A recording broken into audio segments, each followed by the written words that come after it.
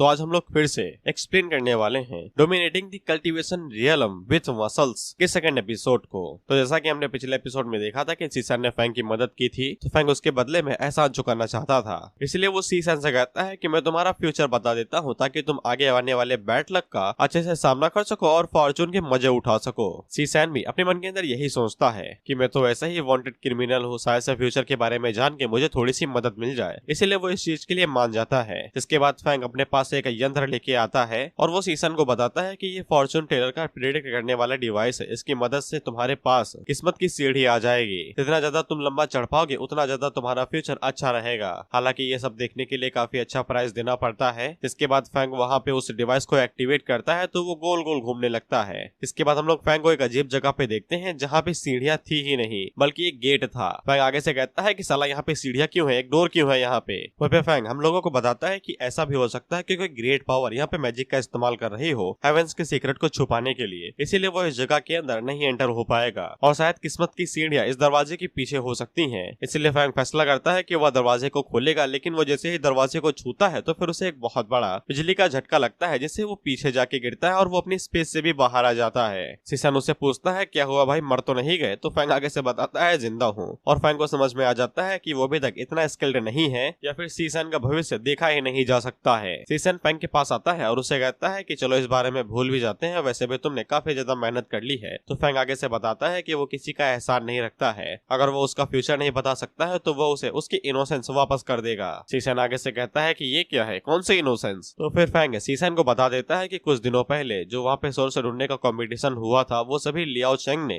अपने हाथों से षड्यंत्र रचा था। वो ट्रैवलिंग मर्चेंट उसकी ही फैमिली का रिटर्नी था और हम लोगों ने जो वहाँ पे हाई कोर के क्रिस्टल बाहर निकाले थे वो सभी प्लान्ड था, लेकिन हमने सोचा भी नहीं था कि वहाँ पे एक और हाई क्वालिटी का क्रिस्टल होगा जो तुम ढूंढ लोगे। इसीलिए सारा प्लान चौपट हो गया। हम लोग वहाँ पे ये प्लानिंग बना रहे थे कि तुम्हें फेक स्टोन ढूंढने के चक्कर में हम तुम्हें बेइज्जत करेंगे और तुम्हारी सारी रेपुटेशन को मिट्टी में मिला देंगे। सीसन आगे से कहता है कि ये तो मुझे पहले से ही पता था, कुछ नई चीज बताओ। वहीं पे वो मर्चेंट के बारे में सोचते हुए कहता है कि इसके तो पक्के लगेंगे। फैंग सीसन से कहता है कि वो उसके लिए एक एस्से लिखेगा जो आजकल हर कोई लिखता है एक्सीडेंट करने के बाद में, जिससे उसका नाम क्लियर हो जाएगा जैसे क्रिमिनल्स का होता है। सीसन पूछता है परंतु आप ऐसा क्यों कर रहे हैं, आप तो उसी लियाओ के आदमी हैं। तो फैंग आगे से बताता है कि मौत के करीब जाने से मुझे अपने अंदर का इंसानियत दिख गई है, इसीलिए सीसन को ज्यादा चिंता करने की जरूरत नहीं है। तो इसके बाद सस्ते सोशल मीडिया के ऊपर ये बात ट्रेंड करने लगती है कि मर्चेंट ही हरामी था और उसने ये सभी चीजें यहाँ पे प्लान की थी सीसन को बदनाम करने के लिए। और फिर सीसन ये चीज देख के कहता है कि साला इंटरनेट बड़ी खतरनाक चीज है, कुछ भी वायरल हो जाता है। ये भी हो गया, लेकिन अगले ही दल जब वो दोबारा इंटरनेट खोल के देखता है तो फिर उसे पता चलता है कि प्लॉट ट्विस्ट हुआ है। अब ये कहा जा रहा है कि जो सोर्स वाला कंपटीशन हुआ था उसका मास्टरमाइंड फैंग था और उसी ने ही सीसन की पीठ पीछे छुरा भोंका है। फिर सीसन को कुछ भी समझ में नहीं आ रहा था कि अचानक से आर्टिकल चेंज कैसे हो गया और फैंग का नाम कैसे आ गया। इसके बाद सीसन फैंग को मैसेज करके पूछता है ठीक तो हो, तो बड़ी जल्दी ही जवाब आ जाता है कि चलो एक साथ बात करते हैं। सीसन को कुछ तो गड़बड़ लगती है, लेकिन वो इस बहाने चला जाता है कि मेरी वजह से इसका नाम खराब हुआ है, बात कर लेनी चाहिए। इसके बाद जब वो मिलने वाली जगह पे पहुंचता है तो फिर लिया उसे कहता है कि तुम आ गए, और जब सीसन सामने देखता है तो फिर उन लोगों ने लिया को फैंग को लटका रखा था और उसे कुत्तों की तरह पीट रहे थे। बेसिकली पंचिंग बैग बना दिया था उसे। वहीं पे लिया सीसन से कहता है कि चलो अच्छे से बात करते हैं और वहीं पे फैंग का मुंह सूज चुका था। सीसन लियाओ से कहता है कि क्या जरूरत थी बेचारे को इतनी बुरी तरीके से मारने की, जिसपे लियाओ कहता है कि ये इसके धोखे की वजह से हुआ है। सीसन कहता है कि हम तो एक ही सेक्टर से हैं ना, इतना ज्यादा ब्रूटल मेथड इस्तेमाल करने की क्या जरूरत थी। तो लियाओ आगे से हंसते हुए कहता है सेम सेक्टर से, तुम जैसा नादान हमारे लेवल का है, तुम्हें ऐसा लगता है। सीसन आगे से कहता है कि अगर ऐसी बात है तो फिर हम लड़ाई करके ही सब कुछ सुलझा लेते हैं। इसके बाद वो जब कदम बढ़ने लगता है तो भाई इफेक्ट आता है हवा वाला। तो लिया उसे कहता है कि पीछे ही रहो नहीं तो उसकी गर्दन के अंदर 6 छेद कर देंगे। एक कदम आगे बढ़ाया तो फिर इसकी लाइफ हवा में ही गायब हो जाएगी। चलो अब जल्दी से घुटने टेको और मुझसे माफी मांगो तो फिर मैं शायद इसकी लाइफ बख्श दूं। सीसन उसे कहता है भाग बढ़ाया माफी मंगवाने वाला। जिसके बाद लियाओ कुछ कहने के लिए जा ही रहा था कि उससे पहले ही सीसन पलक झपकते ही फैंग को उठाता है, नीचे उतारता है और रेस्क्यू भी कर लेता है और ये लोग देखते रह जाते हैं। और सीसन पीछे मुड़ के उन लोगों से कहता है कि अब हम जरा अकाउंट सेटल कर लेते हैं। तो फिर लियाओ अपने चेलों से कहता है जाओ और जाके एक साथ अटैक करो। तो वो सभी एक साथ अटैक तो करते हैं, लेकिन सीसन को कुछ भी नहीं होता है। वो उनके ऊपर एक एक पंच मारता है, वो भी इतनी स्पीड से कि वो सिर्फ आफ्टर इमेज में ही दिखाई देता है, वो भी एक जगह पे खड़ा हुआ। फिर लियाओ को समझ में आने लगता है कि उसने गलत जगह हाथ फेर दिया है, इसलिए वो अपनी शॉट को बाहर निकालता है जो कि सेलेस्टियल ग्रेड की थी। और लियाओ को ऐसा लग रहा था कि उसके कल्टीवेशन के साथ में जब इनहांसमेंट बढ़ जाएगी तो फिर सीसन उसका मुकाबला नहीं कर पाएगा। By the way Liao golden core realm पे है। अब उसी टाइम पे सीसन उसके ऊपर पंच मारने के लिए आगे बढ़ता है तो फिर लियाओ की फटी और वो जल्दी से शॉट को सामने ले आता है, जिससे सीसन का हाथ कट जाता है। तो सीसन जल्दी से पीछे भागता है और आगे से कहता है कि तुम मुझे इंजर्ड कैसे कर सकते हो, ये कोई ऑर्डिनरी शॉट है ही नहीं। तो फिर लियाओ हंसते हुए सीसन को बताता है कि ये सच में कोई ऑर्डिनरी शॉट नहीं है, ये सेलेस्टियल ग्रेड का वेपन है। जिसके बाद वो उस शॉट को फ्लाइंग ब्लेड्स के अंदर बदलता है तो शॉट काफी तेजी के साथ आगे पीछे हो रही थी। तो सीसन की बॉडी के ऊपर कई सारे कट्स लग जाते हैं। अब सीसन आगे से कहता है कि अगर तुम वेपन यूज करोगे तो मैं भी वेपन यूज करूंगा। अब तुम सोचो ये अपने पास से क्या निकालेगा। वो शॉट जैसे ही हमला करने के लिए आगे बढ़ती है तो सीसन अपने पास से निकालता है डंबल और वो शॉट के ऊपर धड़ाम से दे मारता है। बेचारी वो शॉट मुड़ जाती है और खन्ना से आवाज आती है। और जब लियाओ अपनी शॉट की तरफ देखता है तो वो मुड़ के धनुष के शेप में आ गई थी। और लियाओ कहता है फक, ये मेरा सेलेस्टियल ग्रेड का वेपन है, ये तो कागज की तरह मुड़ गया। वैसे लियाओ ने आज से पहले कभी डंबल देखा ही नहीं था, इसलिए उसे ऐसा लगता है कि ये कोई नए ग्रेड का वेपन है जिसका डिजाइन ही गजब का है। खैर सीसन डंबल का इस्तेमाल नहीं करता है, नहीं तो लियाओ मर ही जाएगा। तो वो पंजस का इस्तेमाल करते हुए लियाओ के मुंह के ऊपर पंच मारने लगता है। तो लियाओ सीसन से कहता है कि मैं अपनी गलती मानता हूँ, तुम मुझे बख्श दो तो फिर मैं कंपनसेट करने को राजी हूँ। तो लियाओ आगे से चिल्लाते हुए कहता है कि इस तरीके से एक्ट ना करो, मैं हेवन क्लास का स्टूडेंट हूँ, तो मैंने लगता है कि मुझे मारने से तुम्हें कौन से कॉन्सिक्वेंसेस का सामना करना पड़ेगा। सीसन आगे से थप्पड़ मारते हुए कहता है मुंह बंद करो यार, ज्यादा से ज्यादा क्या कर लेंगे, भगा ही देंगे, मारेंगे तो वैसे भी नहीं वो मुझे, और मार पाएंगे भी नहीं। जिसके बाद वो लियाओ के मुंह के ऊपर थप्पड़ को ज्यादा स्पीड से मारता है, थड़ा थड़ थड़ थड़ करके, और लियाओ के चेहरे का शेप ही बदल जाता है। उसी टाइम पे कोई सीसन से चिल्लाते हुए कहता है याद रखो, जब तुम एक कुत्ते को मारते हो तो फिर तुम्हें उसके मालिक के बारे में भी सोचना चाहिए। अब तुम्हारी उल्टी गिनती यहीं से शुरू होगी। वहीं पे सीसन को एक गजब का प्रेशर महसूस होता है जो काफी ज्यादा था। अब इसके बाद वहाँ पे हेवन क्लास के कुछ और मुस्टंडे आते हैं और तुम इस गुलाबी बाल वाले को मॉनिटर समझ सकते हो, और मुझे मॉनिटर बिल्कुल भी नहीं पसंद, खासकर जब लड़की हो। बिना कुछ किए ही देख के गुस्सा आ जाता है। खैर ये मॉनिटर सीसन से कहता है कि भले ही ये कुत्ता है हमारी हेवन यूनिवर्स क्लास का, लेकिन इस तरीके की बेइज्जती करना इसका मतलब ये हुआ कि तुम पूरी हेवन यूनिवर्स क्लास के ऊपर ही बेइज्जती कर रहे हो, मूत रहे हो क्लास के ऊपर तुम, और तुम जैसा न्यू कमर की हिम्मत कैसे हुए इस तरीके से यहाँ पे ऑडेसिटी दिखाने की। वह पे लियाओ कहता है बॉस बॉस बचाओ। सीसन मिले कौन हो यार तुम, मिले ये बताओ क्लास के बारे में तुम्हारा सुना नहीं साला, 2 दिन पहले मैंने तुम्हारे क्लास के बारे में जाना और तुम ऐसे कह रहे हो जैसे तुम्हारी क्लास बड़ी को तुरम खाओ। तो फिर चले मॉनिटर के बारे में बताते हुए कहते हैं कि ये हमारी हेवनली क्लास का डिसीजन मेकर है, यानी कि मॉनिटर, और ऊपर से एक प्रेस्टिजियस फैमिली से आता है। यह young master of the Leo family Songjing आगे से कहता है कि तुमने हमारी क्लास की गरिमा को ठेस पहुंचाई है। जिसके बाद वो अपने चेलों से कहता है कि जाओ और जाके इसे सबक सिखाओ। तो इसके चेले अटैक करने के लिए आगे बढ़ते हैं। अब तुम दोबारा सोचो कि सीसन किस तरीके से लड़ाई करेगा, क्या इस्तेमाल करेगा। सीसन उन लोगों से कहता है कि ये टैक्टिक बहुत ही ज्यादा खराब है, इस तरीके से वेपन निकाल लोगे कि तो मैं भी वेपन यूज करूंगा, और तुम सोचो वेपन क्या होगा। सीसन लियाओ को उठाता है और उसे बोरी की तरह इस्तेमाल करते हुए इनके वेपन्स के ऊपर धड़ाम धड़ाम मार रहा था। उसके ऊपर कांटे निकले हैं भाई लोहे के, उसके सर में छेद हो जाएगा।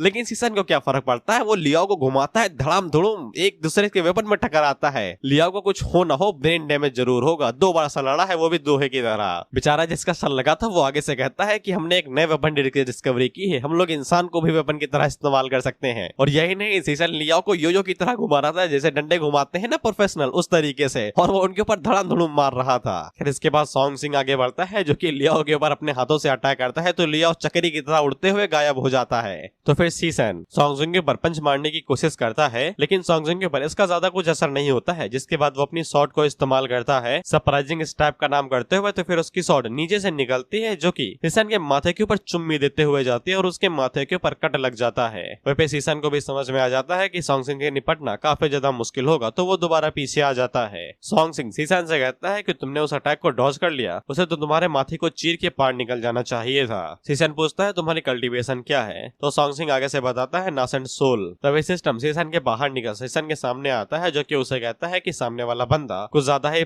स्ट्रॉन्ग है, इसीलिए तुम्हें सरेंडर कर देना चाहिए, या फिर तुम आंख के बदले आंख वाला बदला भी ले सकते हो। सीसन उसे कहता है कि मैं तेरी दोबारा नहीं सुनने वाला। इसके बाद हम लोग सोंगजिंग को देखते हैं जो कि ड्रैगन कैप्चर हैंड का इस्तेमाल करता है। तो मिट्टी का एक हाथ आगे बढ़ता है जो सीसन को जकड़ लेता है। वह सीसन इसे तोड़ के बाहर नहीं निकल पा रहा था। तो फिर सोंगजिंग मौके का फायदा देख के उसके ऊपर दोबारा अपनी शॉट से अटैक करता है। तो सीसन आगे से मुंह दिखाते हुए कहता है मजाक कर हत्या बनाया तुझे। जिसके बाद वो खुद को आजाद करता है और सीधा सॉन्ग सिंह के मुंह के ऊपर धड़ाम से घूंसा दे मारता है, जिससे वो ढनकते हुए दूर गिरता है। सीसन कहता है कि तुम मुझे यहाँ पे मारने के इरादे से आए थे तो बेशक मुझे यहाँ पे आग के बदले आंख वाला चीज इस्तेमाल ही करनी थी। लेकिन सॉन्ग सिंह बड़े आराम से खड़ा हो जाता है और वो सीसन से कहता है कि पंच में दम था लेकिन इतना काफी नहीं है। वहीं पे सीसन भी सोचता है कि यार मैंने तो पूरे दम के साथ मारा था, इससे कुछ हुआ ही नहीं, खरोच तक नहीं आई साले को। अब इसके बाद सॉन्ग सीसन से कहता है कि मैं तुम्हारी स्ट्रेंथ को एडमायर करता हूँ, मैं तुम्हें 2 ऑफर्स देता हूँ। पहला, मेरे गुलाम बन जाओ मेरे राइट हैंड, या फिर मैं तुम्हें यहीं पे ही मार दूंगा। सिस्टम बाहर निकल के सीसन से कुछ कहने ही वाला था लेकिन सीसन उसे साइड में कर देता है। ये कहते हुए कि भाड़ में जब, मैं तेरी बात नहीं सुनने वाला, ज्यादा बोलेगा तुझे चीर दूंगा बीच से मैं। इसके बाद वो सॉन्ग से कहता है कि मैं भी काफी ज्यादा एक्साइटेड हूँ, ये पहली बार हो रहा है कि मैं किसी ऐसे से मिल रहा हूँ जो मेरी फुल स्ट्रेंथ को झेल सके, इसलिए मैं भी देखना चाहूंगा कि तुम मेरे कितने पंचेस के साथ खड़े रह सकते हो। इसके बाद सीसन की स्पीड बढ़ती है और वो सॉन्ग सिंह के ऊपर एक जोरदार पंच मारता है। क्योंकि नया चैप्टर शुरू हो रहा है तो फिर हम लोग फैंग को देखते हैं जो कि आगे से कहता है मर गया क्या मैं, क्या हसीनाओं के साथ अब नाचने का मौका मिलेगा। लेकिन जब इसकी आंखें खुलती हैं तो ये भूत को देख लेता है जो कि लिया हुआ है और आगे से चिल्लाते हुए कहता है भूत भूत, इसको हार्ट अटैक आ गया था। खैर इसको बाद में जब होश आता है तो फिर से पता चलता है कि लिया है, लेकिन इसका रंग क्यों उजड़ा हुआ है। तब इसे बैटल की आवाज सुनाई देती है। जब ये सामने देखता है तो फिर उसे सीसन दिखाई देता है जो भी सॉन्ग सिंह का सामना करने वाला है। वहीं पे सीसन, वहीं पे फैंग को सब कुछ समझ में आ जाता है कि सीसन यहाँ पे उसे बचाने के लिए आया था। अब वो उसका सामना सॉन्ग सिंह के साथ होने वाला है। वहीं पे फैंग को सॉन्ग सिंह के बारे में पता था कि अगर इससे लड़ा तो बहुत ज्यादा परेशानी हो सकती है, सीसन मारा भी जा सकता है। तो वो सीसन को रोकने के लिए आगे बढ़ ही रहा था कि तभी सीसन तेजी के साथ पंच मारता है, यह कहते हुए कि कितने पंचेस का सामना कर लोगे, और वो सॉन्ग सिंह के ऊपर पंचेस की बरसात कर देता है, धड़ाधड़ धड़ाधड़ धड़ाधड़। यहाँ तक कि सीसन की पंचेस की फोर्स की वजह से पीछे जो माउंटेन था वो भी हिलने लगे थे, धमाके होने लगते हैं। वो भी फैंग आगे से कहता है कि सॉन्ग सिंह की जो स्ट्रेंथ है वो नॉसेंट सोल रियलम पे है। यहाँ तक कि उसका मुकाबला कुछ एल्डर्स के साथ किया जाता है, लेकिन इसके बावजूद सीसंग उसे मूली गाजर की तरह धो रहा है, पंचिंग बैग बना दिया है उसे। वहीं पे हम लोग सॉन्ग सिंह को देखते हैं जो कि हीरो की तरह चिल्ला के कहा था कि बस, लेकिन तभी इसका जो प्रोटेक्टिव आर्टिफैक्ट था उसके टुकड़े टुकड़े हो जाते हैं। वहीं पे मॉनिटर साहब यही सोच रहे थे कि मेरे सेलेस्टियल ग्रिड के प्रोटेक्ट तलिस्मा के इस तरीके से टुकड़े कैसे हो सकते हैं। और तभी सीसन इसके पेट के ऊपर एक ही पंच मारता है तो ये लुढ़कते हुए दूर जाके गिरता है और खून की उल्टी करने लगता है। जिसके बाद सीसन बचा कुचा काम करने के लिए जा ही रहा था कि उसे पहले ही कि कोई वहाँ पे रेस्ट्रिक्शन स्पेल का इस्तेमाल करता है और सीसन को पकड़ लेता है। सीसन सोच ही रहा था कि अब ये कौन धुरिंदर आ गया, तो फिर पीछे से एल्डर लियो बाहर निकलते हैं। और तुम्हें तो पता ही है कल्टीवेशन मानवा के अंदर वही बकैती, कुछ भी कांड हो उसके अंदर, कुछ भी कांड हो तो उसका जब एमसी के खाते में ही गिरता है, वैसा भी यहाँ हुआ था। एल्डर लियो सीसन से कहते हैं तुम्हारी हिम्मत कैसे हुई इस तरीके से सीक्रेट कॉम्बैक्ट करने की, तुम्हारे हमने सेक्ट के रूल्स को तोड़ा है। सीसन कहता भी है कि सालों ने पहले उंगली की थी, उन्हें क्यों नहीं कुछ कह रहे। तो ये आगे से चिल्लाने लगते हैं कि तुम्हें पता भी है कि सॉन्ग सिंह कौन है, वो लियो फैमिली का रॉयल वेसल है जो भी करंट रॉयल फैमिली के हिस्से हैं। यहाँ तक कि इंपीरियल फॉरेस्ट सेक्ट भी उन्हें इस तरीके से उकसा नहीं सकता है, और तुम्हारे जैसा नोबडी तो बिल्कुल भी नहीं। सीसन आगे से कहता है फक ऑफ, मैं इनको ब्लो जॉब नहीं देता तुम्हारी तरह, ये मेरे लिए धूल बराबर है साले 2 कौड़ी के रॉयल फैमिली। इसके बाद वो एल्डर की चेनों को तोड़ता है और सॉन्ग सिंह के मुंह के ऊपर इतनी जोर से घूंसा मारता है कि वो सड़सड़ाते हुए चट्टान में जा घुसता है, जिसे एल्डर लू के जली, और वो आगे से चिल्लाते हुए कहता है कि तक कमीना बच्चा है, मेरा कहना भी नहीं मान रहा। इसके बाद वो आगे से माउंटेन सेकिंग पाम का इस्तेमाल करते हुए सीसन के ऊपर अटैक करते हैं। तो सीसन उसे रोक पाता कि उससे पहले ही वहाँ पे एक शॉट आके गिरती है। वहीं पे सीसन को उस शॉट का हो रहा ही बहुत ज्यादा घबरा रहा था, उसे समझ में आ जाता है कि इस शॉट को होल्ड करने वाला बहुत ही ज्यादा स्ट्रॉन्ग है। वहीं पे एल्डर की नजर जैसे ही शॉट के ऊपर पड़ती है तो वो शॉट का नाम बताते हैं क्रिम्सन फेड शॉट, जो कि सेक्ट लीडर की है यानी कि मास्टर सू की। इसके बाद अगला सीन मास्टर सू की हॉल का होता है जहाँ पे एल्डर चिल्ला चिल्ला के कह रहे थे कि सिर्फ इस बात की सजा दी जा रही है कि इसके जो क्रेडिट पॉइंट्स उन्हें घटाया जा रहा है। जिसपे मास्टर सू आगे से कहती है कि आपका दिमाग खराब है कि आपकी आंखों में जंग लग गई है कि थप्पड़ मारूं मैं आपको। तुम्हें भी अच्छे से पता है कि ली चोंग और सॉन्ग सिंह ने ये सब कुछ किया था, उनकी पहली गलती थी, सीसन सिर्फ उन्हें डिफेंड कर रहा था, ज्यादा बोला तो थप्पड़ मार दूंगी, ये मेरी फ्रस्ट्रेशन है।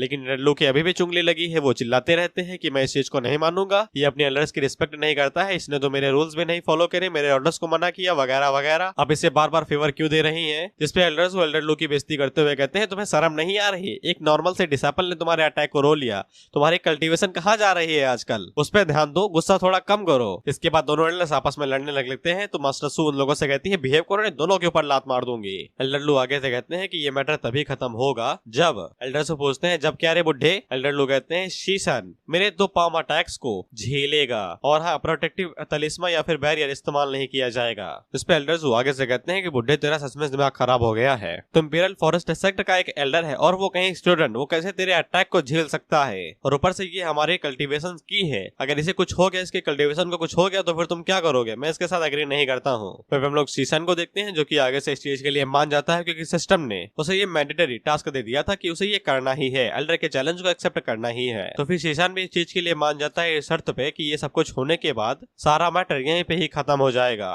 मास्टर ज़ो इससे मना कर रहे थे लेकिन मास्टर ज़ो इस चीज के लिए मान जाती है और वो सीसन को परमिशन दे देती है। जिसके बाद ये वाली न्यूज आग की तरह फैल जाती है और सभी लोग भागते हुए जाने लगते हैं सीसन को देखने के लिए कि सीसन कैसे कुचला जाएगा। वह पे सीसन लोगों को देखते हुए कहता है कि आगे मेरी मौत का तमाशा देखने। वह पे एल्डर सीसन से कहते हैं कि इधर उधर ना देखो, मैं शुरू करने वाला हूँ। जिसके बाद वो माउंटेन सीकिंग सील का इस्तेमाल करते हैं। एल्डर जो आगे से कहते हैं ये बुढ़ा साला हरामी है, मुझे पहले से ही पता था कि यहाँ पे अपने सबसे पावरफुल सील का इस्तेमाल कर रहा है। इसके बाद हम लोग देखते हैं कि आसमान से एक माउंटेन सील सीधा आके सीसन के ऊपर गिरती है तो सीसन उसे रोकता है जिससे स्टेज टूट जाता है। सीसन सोचता है कि ये वाला फोर्स पहले वाले के मुकाबले बहुत ही ज्यादा है। जब किंग जुआन ने अपनी पावर दिखाई थी तो मुझे बहुत ज्यादा दिक्कत हुई थी, लेकिन मैं भी समय के साथ ग्रो कर रहा हूँ और स्ट्रॉन्ग बन रहा हूँ। जिसके बाद वो माउंटेन सील को उठाता है और उसे पत्थर की तरफ फेंक देता है जैसे डोमिनो गिराया हो, जिससे सभी लोगों की आंखें बाहर आ जाती हैं। वहीं पे एल्डर आगे से कहते हैं कि मेरे अटैक को पीछे फेंक दिया गया, लेकिन वो बाद में कहते हैं नहीं ये दिक्कत नहीं है, तुमने तो कोई भी स्पिरिचुअल पावर इस्तेमाल नहीं की, तुम मेरे अटैक को खाली सिर्फ ब्रूट फोर्स के साथ कैसे पुश बैक कर सकते हो। वहीं पे अब जाके सीसन को समझ में आता है कि वो कुछ ज्यादा ही आगे बढ़ गया। इसके बाद वो आगे से बताता है कि वो फिजिकल कल्टीवेटर है ताकि कोई उसके ऊपर शक न करे, लेकिन एल्डर आगे से कहते हैं कि भले ही फिजिकल कल्टीवेटर हो लेकिन फिर भी ये कुछ ज्यादा ही है, तो मेरे अटैक के नीचे थे। तो सीसन आगे से कहता है बुढ़ा रहे हैं आप, घुटनों के साथ साथ आपका स्टेमिना भी कम हो रहा है, इसलिए शायद से आपकी जो स्ट्रेंथ है वो लगातार कम होती जा रही है, शायद से इस वजह से इम्पैक्ट कम हो गया होगा। ये वाली बात एल्डर अपने दिल पे ले लेते हैं और आगे से चिल्लाते हुए कहते हैं तूने मुझे बुढ़ा बोला। जिसके बाद वो आगे से हेवनली पंप टेक्निक का इस्तेमाल करते हैं, ब्रह्मा माउंटेन शेकिंग सील का। तो फिर आसमान से एक और बहुत बड़ी सील आती है जो कि चट्टान की तरह ही थी। वहीं पे एल्डर लू से कहते हैं कि तुम उसे सच में मारना चाहते हो क्या, लेकिन मास्टर्स उन्हें रोक देते हैं ये कहते हुए कि हम लोगों को ली सान की आज असली कैपेसिटी को देख ही लेने दो कि उसकी कैपेबिलिटीज क्या है। इसके बाद वो सील सीधा जाके सीसन के ऊपर गिरती है तो सीसन उसे भी रोक लेता है। एल्डर जो हैरान हो जाते हैं कि सीसन इतनी बड़ी सील को भी रोक पा रहा है। सीसन भी कुछ हो ही रहा था कि तभी उसे रियलाइज होता है कि वो क्या कर रहा है। एक एल्डर उसे पनिश करना चाहता है लेकिन इसके बावजूद वो यहाँ पे रजिस्ट कर रहा है। उसने पहले यहाँ पे एल्डर की फर्स्ट अटैक को रोक लिया है और दूसरे वाले को रोकने जा रहा है। इससे वो सभी लोगों की नजरों में आ जाएगा और यही नहीं, अगर वो इसे प्यार कर लेता है तो फिर एल्डर लो उसे फ्यूचर में पक्का टारगेट करेंगे और अगर वो यहाँ पे जीत जाता है तो फिर उसका जो फ्यूचर है लो की रहने वाला वो हमेशा के लिए चौपट हो जाएगा। इसलिए सीसन नौटंकी करता है ये कहते हुए कि अब वो इसे झेल नहीं सकता। जिसके बाद वो चट्टान लेके नीचे गिर जाता है। तो एल्डर लू से कहते हैं कि उसे वापस बुलाओ, क्या उसे मारना चाहते हो? तो एल्डर लू जल्दी से चट्टान को वापस बुलाते हैं और जाके सीसन को चेक करते हैं। हालांकि सीसन को एक खरोच भी नहीं आई थी और वो आगे से उठ के कहता है कि दया दिखाने के लिए शुक्रिया, नहीं तो मैं मारा जाता। एल्डर लू अपने मन के अंदर सोचते हैं साले को एक खरोच नहीं आई, फिर भी ऐसा दिखा रहा है जैसा कि मरने की कगार पे खड़ा हो। इसने पहले तो अटैक को आसानी के साथ रोक लिया था, कहीं इसने यह जानबूझ के तो नहीं किया ताकि मैं शर्मिंदा ना हूँ। एल्डर लू सीसन से कहते हैं कि तुम्हारी फिजिकल कंडीशन इतनी बुरी नहीं है और न ही तुम्हें कोई घातक चोट आई है।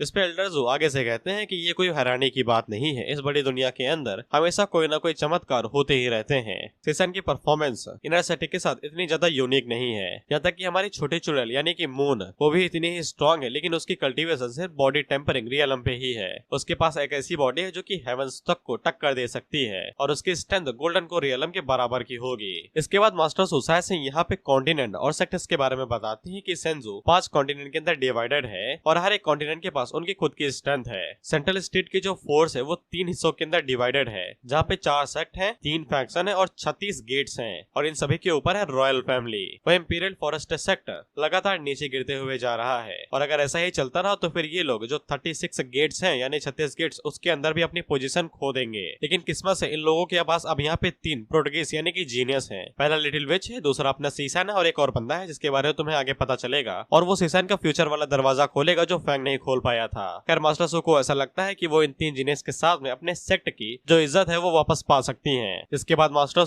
लू से कहती है कि सीसन ने तुम्हारे पाम अटैक्स को झेल लिया, अब आगे कोई भी सीन नहीं चाहिए, जिसके लिए एल्डर लू मान जाते हैं। इसके बाद हम लोग सीसन सीसन को देखते हैं और इसे दोबारा पनिशमेंट दी गई थी कि इसे सर्कुलेशन में रहना था 2-3 हफ्तों के लिए। सीसन आगे से कहता है कि सालों ने मुझे सर्कुलेशन में भी डाल दिया और पनिशमेंट की वजह से मेरे सारे क्रेडिट पॉइंट्स भी चुरा लिए। अब उसी टाइम पे सिस्टम यहाँ पे आता है जो कि सीसन को बताता है कि उसकी मूवमेंट जो प्रोफिशिएंसी है वो 90% तक पहुंच चुकी है। सीसन आगे से कहता है कि अब कंडीशन एक और पूरी हो चुकी है, अब कुछ ही दिनों के अंदर शायद से सिस्टम नए फेज के अंदर जा सकता है, इसे एडवांस स्ट्रेंथनिंग पेज मुझे मिल सकते हैं। अब इसके अगले ही सीन में हम लोग देखते हैं कि आसमान से एक घर या फिर कोई एनर्जी धड़ाम से नीचे जाके गिरती है। सीसन आगे से कहता है कि ये गोल्डन लाइट कैसी है भाई, इसीलिए वो कूदते हुए उस तरफ जाने लगता है और जब सीसन उस जगह पे पहुंचता है तो फिर उसके सामने एक दरवाजा था और सीसन आगे से कहता है कि साला ये खाई के बीच में दरवाजा कहाँ से आ गया। बाय द वे अगर तुमने इस दरवाजे को नहीं पहचाना है तो फिर ये ग्रेट मांगा, ग्रेट नहीं कहूंगा बस मजेदार मांगा के लिए रेफरेंस है। I am the cultivation of big shot, शायद से यही नाम है। फोटो आ रही होगी साइड में। ये मल्टीवर्स चल रहा है मानुआ का,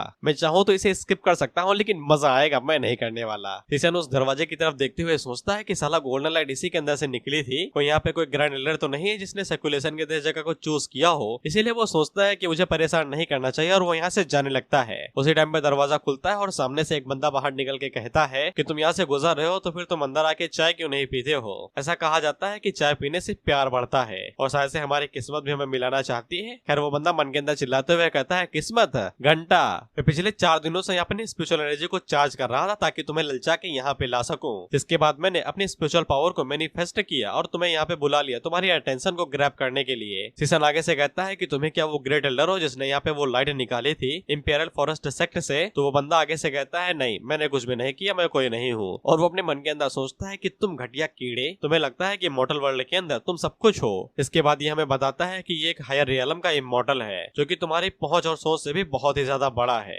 जहाँ के बीच में जो कंपटीशन होता है वो बहुत ही ज्यादा बड़ा होता है, तुम्हारी सोच से भी परे। और हम सभी आपस में एक दूसरे को मारते रहते हैं जब तक कोई मर न जाए, लेकिन मैं उन सभी से अलग हूँ, मुझे खुद की दुनिया पसंद है, इसलिए मैंने अपर रियलम छोड़ के लोअर रियलम के अंदर आ गया, यानी कि मॉर्टल वर्ल्ड के अंदर वेकेशन के मजे लेने के लिए, ताकि मैं इस दुनिया का हिडन बॉस बन सकूं। और हाँ, मैं कभी कभी छोटी छोटी मछलियों को दाना पानी देते रहता हूँ। कुछ ही दिनों पहले इसकी नजर सीसन के ऊपर पड़ी थी तो ये सीसन को अपना बड़प्पन दिखाना चाहता था। ये उसका एक तरीका है जिससे वो अपनी हजारों सालों की कल्टीवेशन को जस्टिफाई कर सके। इसके बाद ये अपना नाम बताता है जो कि नियान फैन है, जो कि उसी कल्टीवेशन की मेन कैरेक्टर का नाम है, और ये अपने आप को सिंपल सा साधु बनाता है जो कि कंट्री साइड से आया है। इसके बाद ये मुस्कुरा रहा था ये सोचते हुए कि इसने सीसन को फंसा लिया, अब सीसन इसे बॉस समझेगा और यहाँ से भाग जाएगा। लेकिन सीसन तो उसे कहता है अरे यार शुक्रिया यार मुझे गेस्ट बनाने के लिए, मैं तो चाह ही रहा था कोई मुझे चाय पे बुलाए। इसके बाद सीसन इसके घर के अंदर चला जाता है ये कहते हुए कि घर तो तुम्हारा बहुत ही ज्यादा अच्छा है। इस पे नियान फैन खुश होते हुए कहता है कि चलो तुमने कम से कम इसे तो नोटिस किया।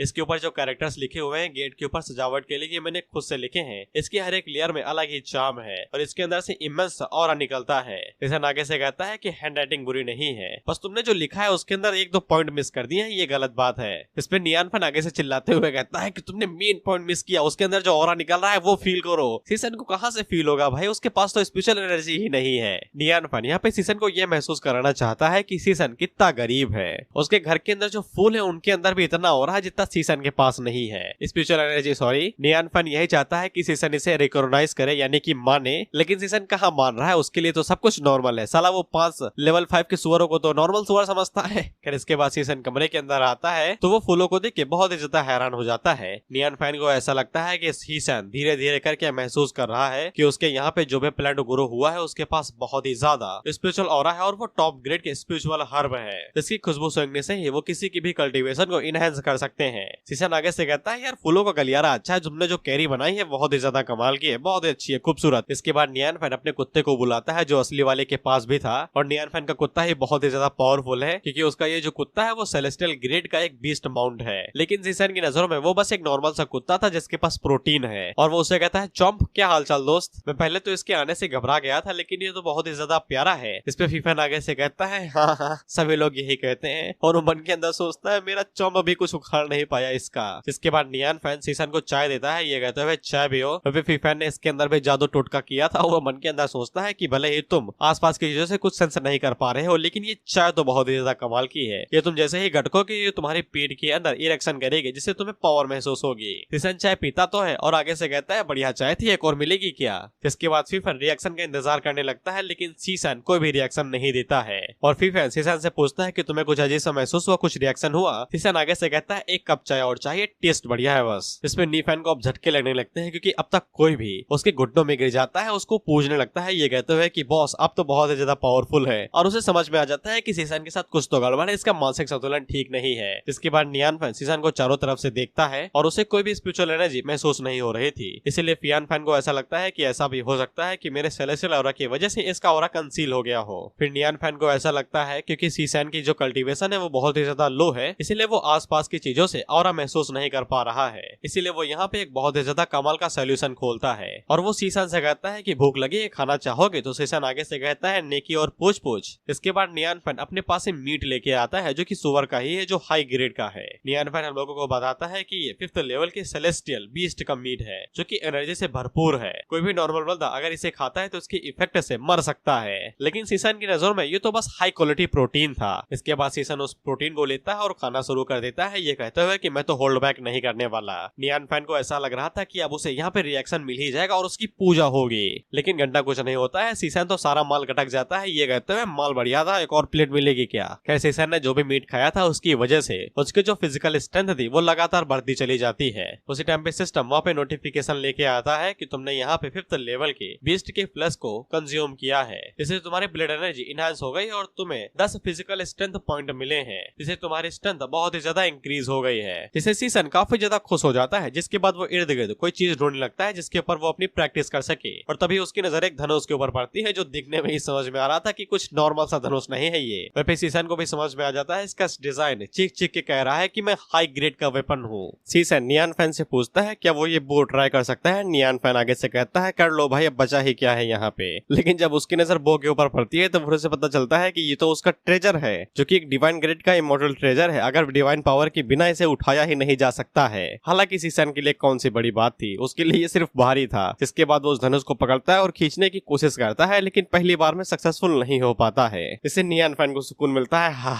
कम से कम ये तो नहीं कर पाया है, नहीं तो मेरी मेहनत के ऊपर मुंह देता ये। लेकिन सीसन ये वाली बात ईगो पे ले लेता है और कहता है कि अब मैं पूरा दम लगाऊंगा। इसके बाद वो अपने पिछवाड़े का पूरा दम लगाता है, उसके डोले तक फूल जाते हैं, हाथों से खून आ जाता है, लेकिन वो सक्सेसफुली डिवाइन बो की रस्सी को खींच ही लेता है। इससे नियान फैन के पसीने छूटते हैं और वो आगे से कहता है कि इसने सक्सेसफुली सन चेजिंग डिवाइन बो को खींच ही लिया बिना किसी डिवाइन पावर के। अब ये डिवाइन बो अपने आप ही वहाँ पे एरो जनरेट कर लेता है स्पिरिचुअल एनर्जी से आसपास के खींच के, और इसका जो धमाका होता है वो एक्स्ट्रा ऑर्डिनरी होता है। इसलिए नियान फैन सन को रोकना चाहता था, लेकिन तब तक वो रस्सी छोड़ देता है। अब ये तीर निकलता है उसके घर को तोड़ते हुए, आसमान को चीर के स्पेस निकाल देता है वहाँ पे। जिसके बाद ये आधी दुनिया का चक्कर लगा के एक मंदिर पे जाके लगता है जिसके ऊपर प्रोटेक्टिव सील लगी हुई थी, और उस एरो से वो पूरी प्रोटेक्टिव सील ही टूट जाती है। हम देखते हैं कि एक मंदिर के अंदर कुछ लोग कल्टीवेट कर रहे थे जो कि उस प्रोटेक्टिव सील से कुछ रिलेटेड होंगे। वहीं पे वो जैसे ही सील टूटती है तो फिर इन्हें दर्द होता है और बताते हैं कि बुरी खबर है, 10,000 डीमन माउंटेन्स का जो डीमन है उसकी सील टूट चुकी है। इधर ये दोनों टूटी हुई छत को देख रहे थे और सीसन आगे से माफी मांगता है, ये कहते हुए कि बो के अंदर कुछ ज्यादा ही पावर है। तो नियान फैन आगे से कहता है कि मेरी ही गलती है कि मैंने तुम्हें पहले नहीं बताया।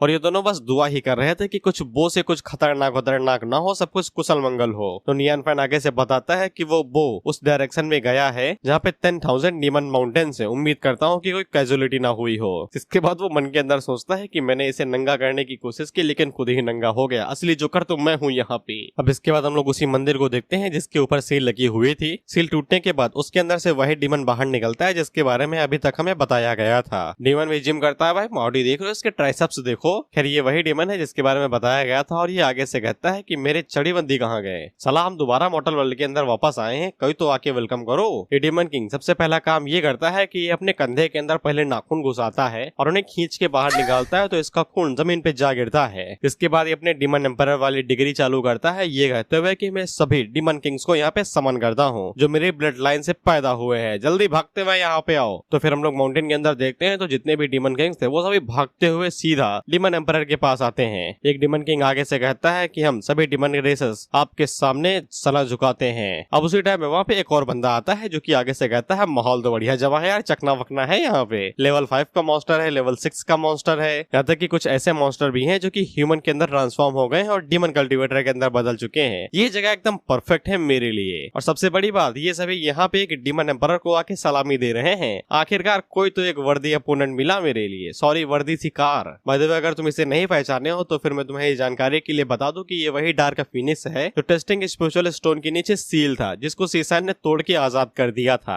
डीमन एम्परर आगे से कहता है कि कि इंसान यहाँ पे क्या कर रहा है। जिसके बाद वो डार्क फिनिक्स की तरफ आगे बढ़ते हुए कहता है कि तुम्हारे पास सच में मरने की इच्छा कुछ ज्यादा ही उछल रही है। खैर कोई फर्क नहीं पड़ता है, मैं तुम्हें सेक्रीफाइस करके डीमन क्लैन की नई शुरुआत करूंगा। वहीं पे डार्क फिनिक्स को बस बॉडी चाहिए थी डीमन एम्परर की, क्योंकि वो कुछ ज्यादा ही पावरफुल थे और वो ये सोच रहा था कि मेरा सोल अटैक इसके ऊपर काम करेगा या नहीं करेगा। जिसके बाद डार्क फिनिक्स डीमन एम्परर के ऊपर बस एक ही अटैक करता है और एक अटैक के अंदर ही टाइम बोल जाता है। इसकी एंट्री तो सूरज के स्टेमिना से भी कम है। खैर बाकी जो डीमन किंग थे उनकी आंखों के सामने उनका डीमन एम्परर मारा गया तो इनकी बुंड फटती है और ये इतनी तेज भागते हैं जिससे उन्होंने साक्षात मम्मी के हाथों में विलन देख लिया हो। तो डार्क फिनिक्स हम लोगों को बताता है कि डीमन कल्टीवेटर ज्यादातर अपनी बॉडी के ऊपर ही फोकस करते हैं और अपनी स्पिरिचुअल कॉन्सिनेंस के ऊपर ज्यादा ध्यान नहीं देते, इसीलिए वो दिखने में तो बल्कि और स्ट्रॉन्ग दिखते हैं लेकिन अंदर से उतने ही कमजोर। मैंने एक ही स्पिरिचुअल अटैक किया, ये तो ढेर हो गया साला। इसके बाद डार्क फिनिक्स वही काम करता है जिसके लिए वो आया था। वो जल्दी से अपनी ह्यूमन बॉडी से बाहर निकलता है और एम्परर की बॉडी के अंदर घुस जाता है और इसकी बॉडी भाई हवा में ही गायब हो जाती है। इसके बाद ये डीमन एम्परर की बॉडी से बाहर निकलता है लेकिन ह्यूमन फॉर्म में ही, और कहता है कि बॉडी की पावर बिल्कुल पीक पे है, इतना काफी होगा एक सेक्ट को बर्बाद करने के लिए। तो जैसा कि सुप्रीम लीडर ने हम लोगों को बताया था कि डार्क फिनिक्स को उनके स्पिरिचुअल स्टोन के नीचे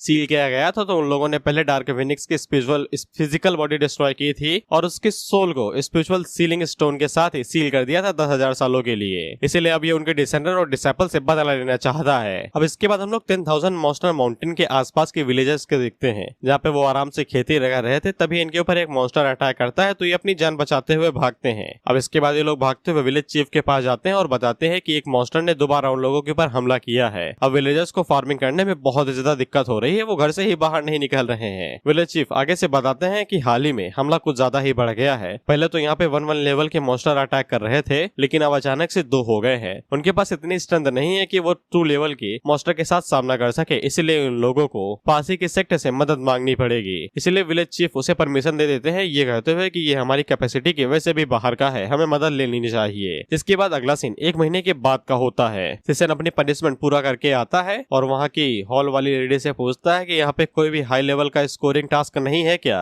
याद ये होगा कि इसके सारे पॉइंट भाई माइनस में चले गए थे, इसलिए सीसन यही सोचता है कि जितनी जल्दी हो सके उतनी जल्दी उसे यहाँ पे अपने पॉइंट्स को दोबारा राइज करना पड़ेगा। वो लेडी सीसन को बताती है कि हाईएस्ट रिवॉर्ड अभी के लिए यहाँ पे ग्रेड बी के मिशन के लिए है, जो कि मॉन्स्टर बीस्ट को हंट करना उन्होंने रोकना है। हालांकि ये एक टीम टास्क है, इसीलिए इसके लिए टीम बनानी पड़ेगी जो क्लास के ऊपर बेस्ड होगी। टीम के अंदर कम से कम 3 लोग होने चाहिए। सीसन आगे से पूछता है कि ये क्लास वाला कौन सा माजरा है, मैंने तो कभी क्लास ही नहीं दिखी। तो लेडी उसे बताती है कि जो नए स्टूडेंट होते हैं उन्हें हर एक क्लास के अंदर असाइन कर दिया जाता है। तुम अपना टोकन स्कैन करो, तुम्हें पता चल जाएगा कि तुम्हारी क्लास कौन सी है। सीसन बिल्कुल ऐसा ही करता है और वो जब अपने सस्ते फोन को स्कैन करता है तो फिर वहाँ पे फ्रेशमैन क्लास असाइनमेंट लिस्ट थी। इसके अंदर एडवांस फ्रेशमैन क्लास थी, स्टैंडर्ड फ्रेशमैन क्लास थी, मिस्टिकल स्टडी क्लास थी और स्टॉक्टिक ट्रेडिशनल क्लास थी। सीसन आगे से कहता है कि इनमें से किसी में भी मेरा नाम नहीं है। तो वो लेडी आगे से बताती है बधाई हो, तुम्हें स्पेशल ग्रुप के अंदर प्लेस कर दिया गया है जो कि है क्लास 0। इसके बाद हम लोग सीसन को देखते हैं और इसे सदमा लग गया था क्योंकि क्लास 0 के अंदर कोई भी नहीं था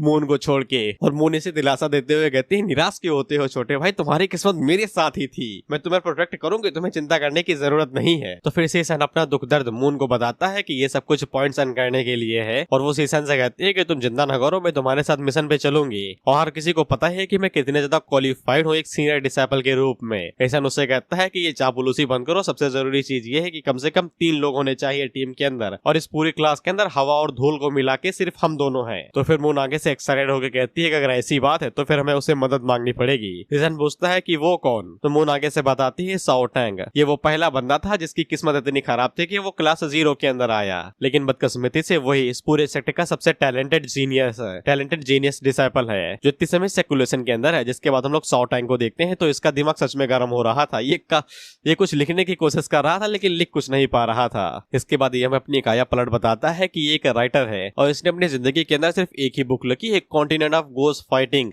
इसको कई सारे पॉजिटिव रिव्यूज मिले और ऑफ कोर्स नेगेटिव भी मिले, लेकिन ये मेरी तरह के तो है नहीं। ये जाता है जो बंदा कमेंट करता है नेगेटिव, ये उसे पकड़ता है, रस्सी में बांधता है और उसके चुत्तड़ों के ऊपर दे फटके मारता है। ये कहते हुए कि नेगेटिव रिव्यू देगा, तेरा बाप भी पॉजिटिव देगा। और इतनी समय साओ टैंग सेकुलेशन के अंदर है ताकि अपना नया न्यू वर्क शुरू कर सके, लेकिन बिना इंस्पिरेशन के, और ये सदियों से यहाँ पे बैठा हुआ है, इसका दिमाग गर्म हो रहा है। फिर इसके बाद ये सोचता है कि इसे सर्कुलेशन से बाहर निकल के इर्द गिर्द घूमना चाहिए ताकि कोई नई आइडिया आ सके। शाओटंग ये भी बताता है कि वो पूरा फोकस करता है कल्टीवेशन और राइटिंग के ऊपर, और शाओटंग के पास कुछ टैलेंट है जो कि स्पिरिचुअल स्टोन से रिलेटेड है। इसलिए जो लीडर्स होते हैं वो शाओटंग को काफी अच्छे रिवॉर्ड देते हैं, जिससे उसकी कल्टीवेशन लेवल डिसेंट रहती है। इसके बाद ये दरवाजा खोलता है तो इसके सामने दो डीमन आ जाते हैं। सीसन शाओटंग से कहता है कि वह दरवाजा खटखटाने ही वाला था, लेकिन शाओटंग पूछता है कि तुम हो कौन। तो पीछे से मून बाहर निकलती है जो कि शाओटंग से कहती है कि ये मैं हूँ, पहचाना। इसके बाद वो लोग चाय पीने के लिए बैठते हैं और वह भी शाओटंग को पता चल जाता है कि इस बार सीसन बलि का बकरा बना है, और ये भी कि ये लोग यहाँ पे उसे एक टीम के लिए इन्वाइट करने के लिए आए हैं। और शाओटंग आगे से कहता है कि अच्छा प्लान है, ट्राई करके देखते हैं। इसे सबसे ज्यादा खुश तो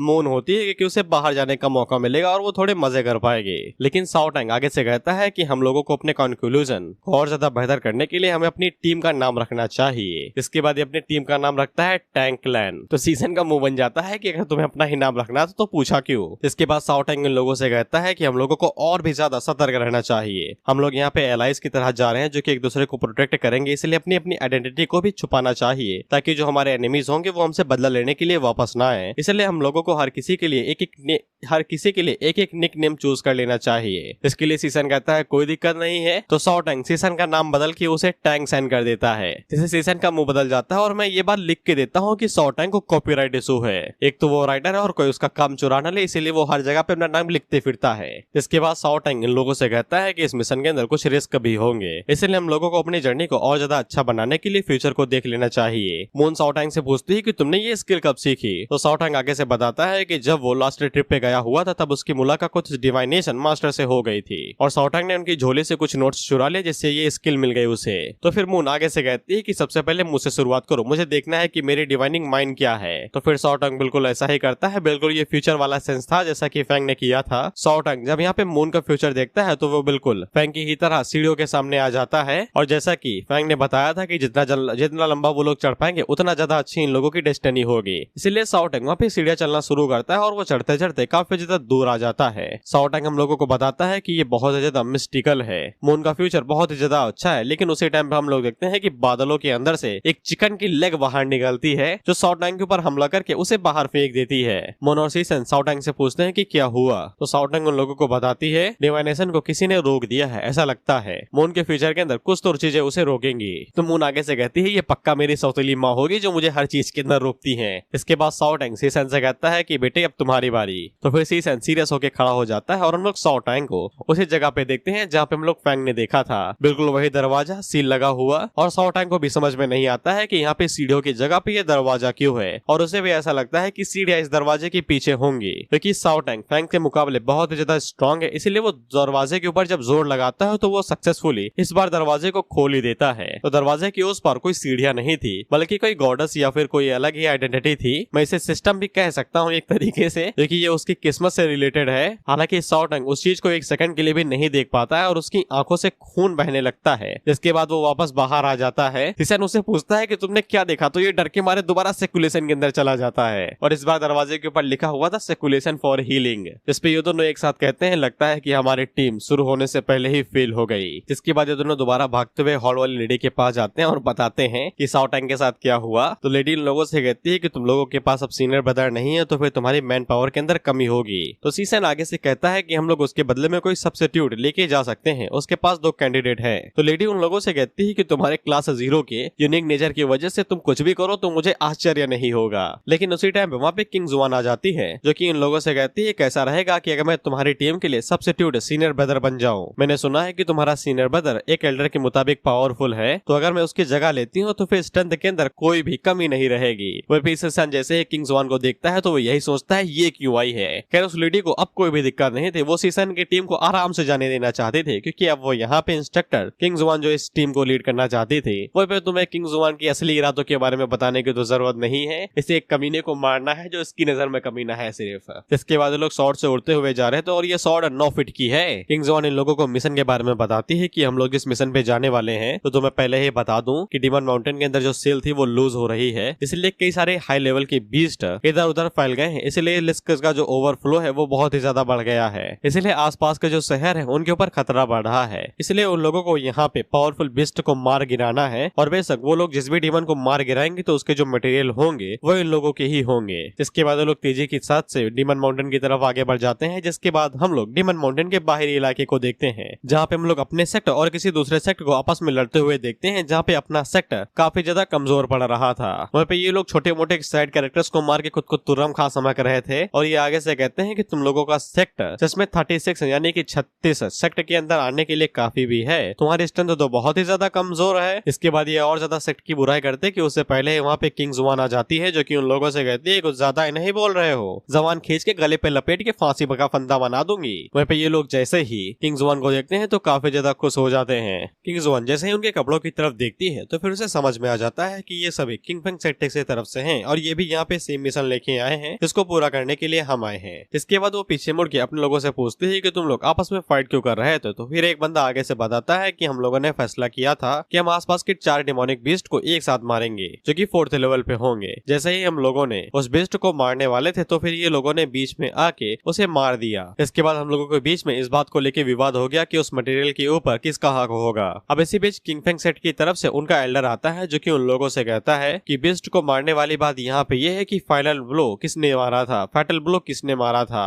इसके बाद वो किंगजो से अपने बारे में बताता है कि उसका नाम एल्डर वो है जो कि किंग फेंग सेट की तरफ से आया है, और वो उन लोगों से कहता है कि हम दोनों के सेक्ट के बीच में कोई विवाद ना हो, तो फिर हम लोग यहाँ पे एक एक डिसेपल को आगे भेजते हैं जो आपस में लड़ाई करेंगे, और जो भी डिसेपल जीतेगा मटेरियल के ऊपर उसकी ओनरशिप होगी। किंग जुआन आगे से इस चीज के लिए मान जाती है, और वो किसी और को भेजने ही वाले थे कि उससे पहले ही मून आगे बढ़ती है, ये कहते हुए कि सुनने में मजेदार लगता है, मजा आएगा बस। वे डिसेपल अपने मन के अंदर सोचता है कि ये छोटे चुड़ैल यहाँ पे क्या कर रहे हैं, मास्टर ने इसे खुला क्यों छोड़ा, मटेरियल के चक्कर में 1-2 पक्का मारे जाएंगे। वहीं सीसान भी मून को रोकता है और उससे कहता है कि यार वो बहुत ज्यादा कमजोर दिखाई देते हैं, अगर तुमने गलती से 1-2 को मार दिया तो हमारे लिए मुसीबत खड़ी हो सकती है। तो मून आगे से बताती है चिंता न करो, तुमने जो मेडिटेशन टेक्निक बताई थी मैंने उसे अच्छे से सीख लिया है, इसका चेहरा बता रहा है इसने घंटा कुछ नहीं पढ़ा है। वहीं पे एल्डर वो अपने मन के अंदर सोचते हैं कि इंपीरियल सेक्टर सच में इतना ज्यादा गिर गया है क्या कि वो लोग एक बच्चे को फाइट करने के लिए भेज रहे हैं। इसके औरा से ही पता चल रहा है कि ये सिर्फ बॉडी टेम्परिंग के फर्स्ट लेवल पे ही है। दादा ये तुम्हारे जिंदगी का सबसे बड़ा नाटमेयर होगा, बस इसे तुम लड़ते हुए देखना भी। इसके बाद वो अपने एक चेले को आगे भेजते हैं जो थोड़ा सा स्ट्रॉन्ग था, और वो उसे कहते हैं कि अपने स्ट्राइक्स के ऊपर ध्यान रखना, गलती से अपने अपोनेंट को मार न देना। इसके बाद ये अपना नाम आगे से बताता है चेन फेंग, जो कि किंग फेंग सेक्ट का सीनियर डिसाइपल है, और इसकी कल्टीवेशन है गोल्डन कोर रियलम। इसके बाद ये अपने वेपन को आगे भेजता है, जिसके ऊपर छुरीदार त्रिकोण कुछ लगा हुआ था और चेन से बंधा हुआ था, और ये इसको की मदद से कंट्रोल कर रहा था। तो मून आगे से फाइट करने के लिए रेडी हो जाती है, और वो कहती है कि भेजो। इसके बाद वेपन तेजी के साथ आगे बढ़ रहा था, लेकिन वेपन सीधा नहीं जाता है और रास्ते में अपने एंगल को बदल के मून के ऊपर साइड से हमला करता है। चेन मून से कहता है देखा, हैरान हो गई ना, यही है अपना स्टाइल, अब तुम इतने डिस्टेंस से डॉज भी नहीं कर सकते हो। लेकिन इसकी आंखें तो बड़ी तब हो जाती हैं जब मून अपना सर उस वेपन के ऊपर दे मारती है और उस वेपन के टुकड़े टुकड़े हो जाते हैं। इसे चेन का मुंह ऐसा बन जाता है जैसे उसको कॉन्स्टिपेशन हो गया हो। खैर इसके बाद मून रस्सी को पकड़ती है और चेन को अपनी तरफ खींचती है और उसके मुंह के ऊपर धड़ाम से घूंसा दे मारती है, जिसके बाद वो चेन को योजो बना लेती है और जितनी बार खींचती उतनी बार उसे धड़ाधड़ घूंसे मारती, और ये स्ट्राइक 10-12 बार चलती ही रहती है। वहीं पे एल्डर वो को भाई सदमा लग जाता है, मैंने कहा था ना ये नाइटमेयर बन जाएगी आपका। उन्हें समझ में नहीं आ रहा था कि एक छोटी बच्ची से उनका प्राउड डिसाइपल पीला जा रहा है, जो सिर्फ बॉडी टेम्परिंग रियलम पे है। जिसके बाद वो उन लोगों से कहते हैं कि इतना काफी, मार ही दोगे क्या मेरे बच्चे को। इसके बाद मून उस चेन के ऊपर एक फाइनल किक मारती है जो उसकी ठुड्डी के ऊपर लगती है और वो धड़ाम से एल्डर के पास जाके गिरता है। वहीं पे चेन की शकल फूल की अलग ही बन गई थी। वहीं पे सीसन मून से कहता है कि तुमने जो स्ट्राइक्स मारी वो बिल्कुल मेजर्ड थी, ऐसा लगता है कि तुमने सच में वो बुक पढ़ी है। तो मून आगे से बत्तीसी दिखाते हुए कहती है लो की जीनियस हूँ, काम की तो होंगी ही ना। एल्डर वो आगे से चिल्लाते हुए कहते हैं कि क्या ये तुम्हारा मतलब है मेजर स्ट्राइक, तुमने उसे इस कदर मारा है इसकी अम्मा ना इसे पहचान पाए। किंग जुआन उनसे कहती है कि एग्रीमेंट के हिसाब से वो 4th लेवल का बेस्ट हमारा हुआ, आप लोग यहाँ से जा सकते हो। तो एल्डर वो अपने सभी बच्चों को लेके वहाँ से गायब हो जाते हैं। इसके बाद सभी डिसाइपल आगे बढ़ते हैं और मून को उठा के उसे सीनियर सिस्टर कहने लगते हैं छोटे चुड़ैल की जगह पे, और उसे बहुत ही ज्यादा प्यार देते हैं। इससे मून भी काफी ज्यादा खुश हो जाती है और वो बहुत ही ज्यादा खुश थी। वहीं पे हम लोग मून को देखते हैं जो इसी बारे में सोच रहे थे कि यहाँ तक कि 4th लेवल के बीस्ट भी जिन्हें हायर रैंक समझा जाता है वो माउंटेन से भाग के बाहर आ रहे हैं। इसका मतलब यही है कि फॉरेस्ट के अंदर और भी ज्यादा हाई लेवल के बीस्ट हो सकते हैं जो 4th लेवल के मॉन्स्टर से भी ज्यादा स्ट्रॉन्ग है। इसीलिए कई सारे बीस्ट अब जंगल को छोड़ के बाहर आ रहे हैं और माउंटेन के ऊपर यही इशारा कर रहे हैं कि डीमन माउंटेन के अंदर कोई बड़ा मॉन्स्टर है जो कि आतंक मचा रहा है, तो छोटे मॉन्स्टर वहां से भाग के बाहर आ रहे हैं। और एज यू नो किंग जुआन इसे अभी भी सीसन से बदला लेना है। ये अपने मन के अंदर यही सोचती है कि ये यहाँ पे जीरो स्क्वाड की लीडर है और इन आप परिस्थितियों के अंदर ऐसा भी मौका आ सकता है जो अच्छा असैसिनेशन का मौका दे सके। इसके बाद वो सीसन से कहती है कि अंदर घुसो और ज्यादा गहराई में मत जाना, शायद से कोई हाई लेवल का डिमोनिक बीस्ट तुम्हें दिखाई दे सकता है, तो जान बचा के उल्टे पैर भाग लेना। उसी टाइम पे सिस्टम भी सीसन को रिवॉर्ड देना टास्क दे देता है, ये कहते हुए कि 5th लेवल के डिमोनिक बीस्ट के कोर को अचीव करो और साथ ही में 6th लेवल की डिमोनिक बीस्ट के फ्लैश और ब्लड को इकट्ठा करो जो 10 किलो होगा। इन दोनों का ही प्लान बन चुका था और ये दोनों ही खुश हो जाते हैं, ये सोचते हैं बल्ले बल्ले। लेकिन इनसे ज्यादा खुश तो मून थी जो भागते हुए अंदर चली जाती है, ये कहते हुए कि एडवेंचरर मैं आ रही हूँ, दौड़ा दी एक्सप्लोरा। सीसन उसके पीछे जाने वाला था लेकिन किंग्स वन उसे रोक देती है, ये कहते हुए कि तुम्हें उसके बारे में चिंता करने की जरूरत नहीं है। सेक्टर मास्टर ने उसके ऊपर एक मार्क लगाया हुआ है, अगर उसकी लाइफ खतरे में होगी तो वो उसे बचाने के लिए आ जाएंगे, इसलिए उसकी लाइफ खतरे में नहीं है बल्कि तुम्हारी है, तुम चिंता करो अपनी। इसके बाद दोनों अंदर जाने लगते हैं और सीसन आगे से कहता है कि डिमन माउंटेन के जो बीस्ट है वो ऑर्डिनरी फॉरेस्ट के जो बीस्ट होते हैं उनसे अलग नहीं है। किंग्स वन आगे से कहती है हाँ हाँ तुमने सही अंदाजा लगाया, जिसके बाद ये अपने पास एक बोतल निकालती है जिसके अंदर से वो ड्रैगन एम्बर्ड लिक्विड बाहर निकालती है जो कि आसपास के डिमोनिक बीस्ट को अट्रैक्ट करेगा। इसके बाद वो उस ड्रैगन एम्बर्ड लिक्विड को सीसन के गले के ऊपर लगा देती है।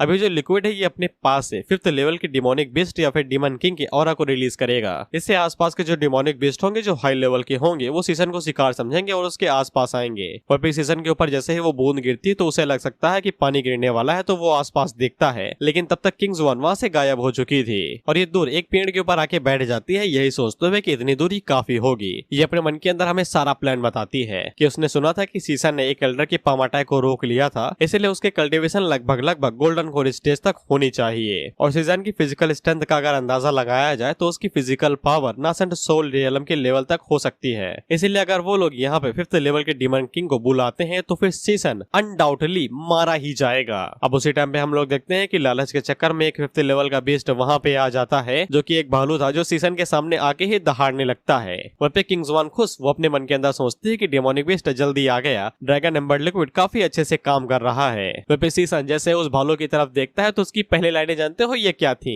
कि तुम बहुत ही जल्दी आ गए यार, तुम सबसे लकी हो, तुम बहुत जल्दी मरोगे, मेरा मूड इतनी समय खराब नहीं है। और वो उस भालू से पूछता है तुम्हारा लेवल क्या है ताकि मुझे आसानी हो। यह वाली बात किंग्स वन बताती है कि इसके ऑरा से इलेट स्टेज का 4th लेवल डिमोनिक बीस्ट लगता है। इसके हिसाब से इसकी कल्टीवेशन लेवल आधे गोल्डन रेगोल रियलम के लेवल तक हो सकती है। ये सीसन को सबक सिखाने के लिए काफी होगा। वो मॉन्स्टर भी सीसन के ऊपर अटैक करते हुए कहता है कि वो 4th लेवल का डिमोनिक बीस्ट है। सीसन उसके अटैक को आराम से ही रोक लेता है, बेचारे का हाथ 2 टुकड़ों में बढ़ जाता है और सीसन निराश होकर कहता है सॉरी मुझे तुम्हें बहुत जल्दी मारना पड़ेगा, तुम्हारा जो लेवल है वो मेरे हरामी सिस्टम की कंडीशन के हिसाब से मैच नहीं करता है, लेकिन इसका भाई कोई फायदा नहीं है, मैं यहाँ पे तुम्हारे कोर का इस्तेमाल क्रेडिट स्कोर्स के लिए कर सकता हूँ। वहाँ पे उस बॉलो की फटी तो वो आगे से कहता है माफ कर दे भाई, तो सीसन उसके पेट के ऊपर एक ही घोंसा मारता है और उसके पेट को चीर के उसे मार गिराता है। इसके बाद सीसन आगे बढ़ता है और उसके कोर को निकाल लेता है जो 4th लेवल का कोर था। वहाँ पे किंग्स वन की आत्मा शरीर को छोड़ देती है, ये कहते हैं 1 पंच किल, हाउ दिस पॉसिबल। फिर इसके बाद हम लोग सीसन को देखते हैं जो यही सोच रहा था यार मजा नहीं आ रहा है, 10-15-20 एक साथ आ जाए तो बल्ले बल्ले हो जाए।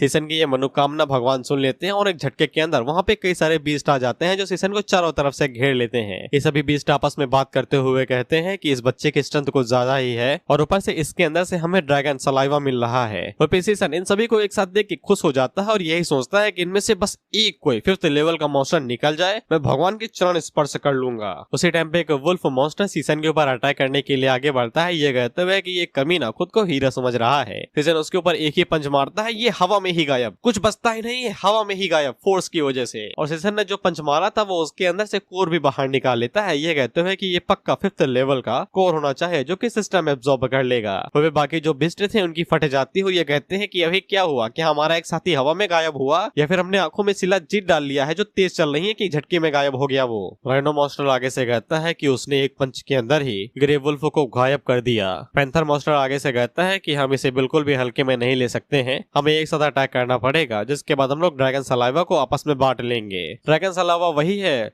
Dragon amber essence. फिर इसके बाद राइनो लीड लेता है और वो सीसन के ऊपर अटैक करने के लिए आगे बढ़ता है, तो फिर सीसन भी वही डम्बल स्टेंस ले लेता है जो फोर्स वाला पंच था जिससे स्पिरिचुअल स्टोन टूटा था। उसी टाइम पे जो गिरगिट थे वो अपनी जबान का इस्तेमाल करते हैं सीसन को रोकने के लिए और वो सीसन के हाथ को पीछे ही खींच लेते हैं और इतने समय में ही राइनो भागते हुए आता है और वो सीसन के ऊपर अपनी सींग दे मारता है। बट एज यू नो सीसन का सर अंबुजा सीमेंट से बना है, सर टूट जाएगा लेकिन सीसन का सर नहीं, इसलिए उस राइनो का जो हॉर्न था वो बेचारे का टूट ही जाता है, जिसके बाद सीसन हंसता है और उन दोनों गिरगिटों को पीछे खींचते हुए आपस में टकरा के बेचारों को मार देता है। वहीं पे पैंथर मॉन्स्टर समझ आता है कि उल्टी गलती का समय आ चुका है क्योंकि ये नासेंट सोल स्टेज पे है। इसके बाद ये तुरंत वहां से भागने की कोशिश करते हैं तो सीसन उसकी पूंछ को पकड़ता है और उसके ऊपर पंच मार के उसे भी हवा में गायब। वहीं पे हम लोग किंग जुआन को देखते हैं जो बस यही सोचते हैं कि ये तो साला वन साइडेड मैच लग रहा है कि ये यहाँ पे इनका शिकार कर रहा है दरिंदों की तरह, और इसने यहाँ पे सीसन के स्ट्रेंथ को हल्के में ले लिया था। उसी टाइम पे हम लोग किंग जुआन के पीछे किंग जुआन की मौत को देखते हैं जो कि एक लार्ज सरपेंट था